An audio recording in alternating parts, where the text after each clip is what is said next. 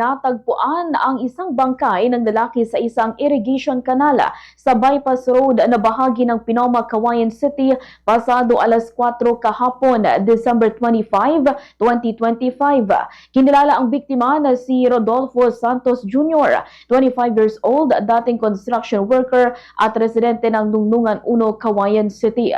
Ayon sa kapatid ng biktima na si Ruby Santos, hindi na nakauwi si Rodolfo nitong gabi ng December 24, 2025 matapos magpaalam na kukuha ng regalo sa isang kakilala pasado alas 11 ng gabi.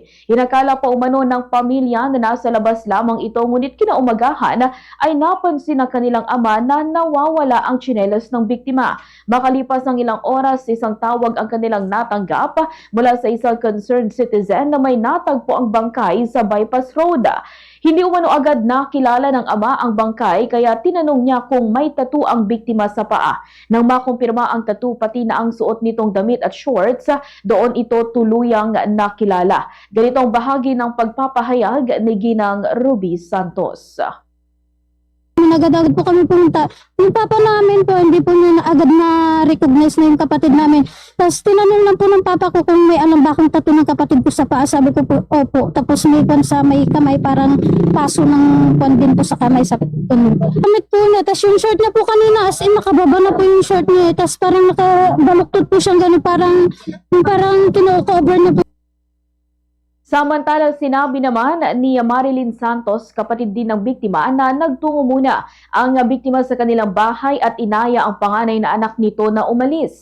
Nanawagan naman ang pamilya ng biktima sa sinumang nakakita o may alam sa nangyari kay Rodolfo Santos Jr. na makipag-ugnayan sa kanila o sa mga otoridad. Ayon sa pamilya, wala pa silang malinaw na ideya kung ano ang eksaktong nangyari sa biktima bago ito natagpo ang patay. Ganito naman ang naging panawagan ni Ginang Marilyn Santos. Po yan ng bandang 12. Niyayaya niya po yung anak kong panganay na aalis daw po sila, hinihiram niya po yung motor ko. Tapos sabi ko naman po, wag na ading, nakainom ka, kunak sir. Tata, si kalatan po ya kaduan nakapanta jay ay tikwa. May binanggit po siyang pangalan. Tapos yung pagkasabi po niya na ganun, apay niyo brami jay ading, sabi ko pong ganun sa kanya. Sabi po niya na, adala nga pang kualan ate pag Christmasan may nga kwarta, sabi niya sir. Tapos yung pan po na ganyan, akala ko naman po nung pagka-uwi niya, pagkalabas niya sa bahay, uuwi na po siya sa bahay nila para matulog. Eh hindi ko naman po akalain na umalis po pala. At isinilalim sa investigasyon ang insidente upang matukoy ang sanhi ng pagkamatay ni Santos at kung may naganap na foul play. Patuloy pa rin kinakalap ang mga ebidensya at pahayag ng mga posibleng saksi.